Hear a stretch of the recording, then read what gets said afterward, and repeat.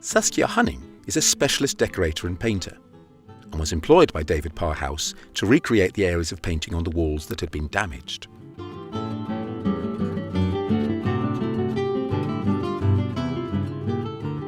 I think his painting is really, really good, and he has beautiful flowing lines, and it's really consistent, and really fine lines. It's beautifully painted, really beautiful. But it also has a lovely handwriting, because the petals on the lower flowers, which are very sort of spiky, he's got a really lovely way of putting a little curve on the tip of it. And when I did the first flower, I didn't quite have that. So I do really have to look in detail at what he does and then get the same characteristic in my brushstrokes, hopefully. To reproduce the intricate patterns accurately is painstaking work. And Saskia uses a method called pouncing, which David Parr himself also used. She first practices the technique in her studio, using a sheet of acetate or tracing paper to trace the original pattern. So right at the beginning, my sheet of acetate will get taped onto the wall, and I have to make sure that I get the repeat that I need to create the large area. So the repeat runs from there to there, and then it's turned around. But I'm doing a sort of double section because it will be easier to place it on the wall. So I take my acetate up and then I trace around all the areas with all the shapes very accurately with a fine water-soluble pen. I trace it off onto tracing paper, and I will then pin prick through, so all the lines. So all of this ends up with pin pricks through the tracing paper.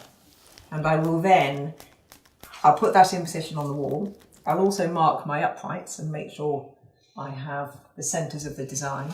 And then I will use a pouncing bag, which is a little bag full of newspaper ash.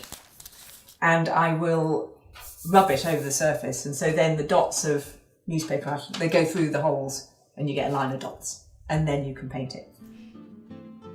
Saskia carefully pounces the design onto the David Parr House walls in the front room, where there are two large areas to reproduce. This is a highly skilled specialist job and takes a great deal of time.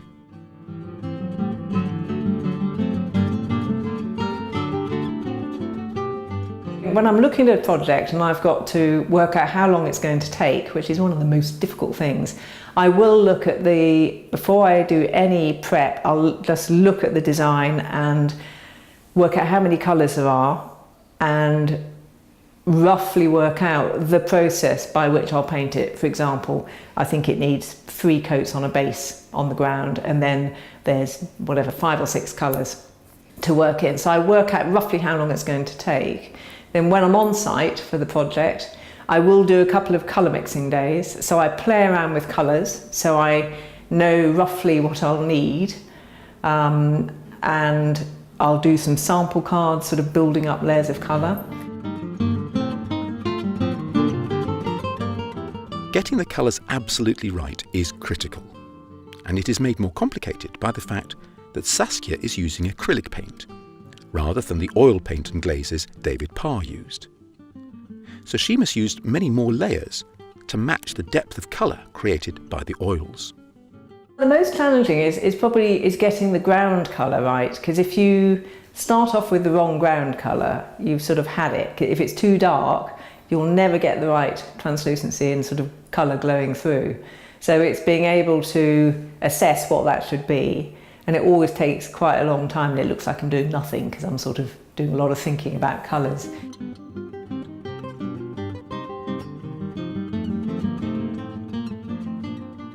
One has to find the right brush that will just, there's a lot of filling in of spaces on the David Parr design, so the ground colour doesn't go underneath all of the leaves and foliage, it's all picked out.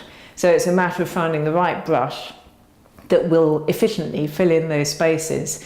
So I do use a mix of sort of hog, synthetic fibre and sable brushes. For the lovely flowing lines that surround all of the flowers and leaves, I use sable brushes because they hold enough paint and you can get a lovely line with them.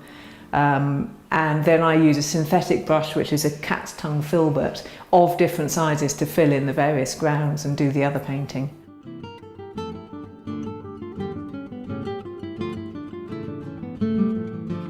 I love the house. I think it's fantastic to have so much decoration everywhere and that it still remains. And I particularly like this period, the style of painting, and his work is amazing. He's a truly creative designer and painter.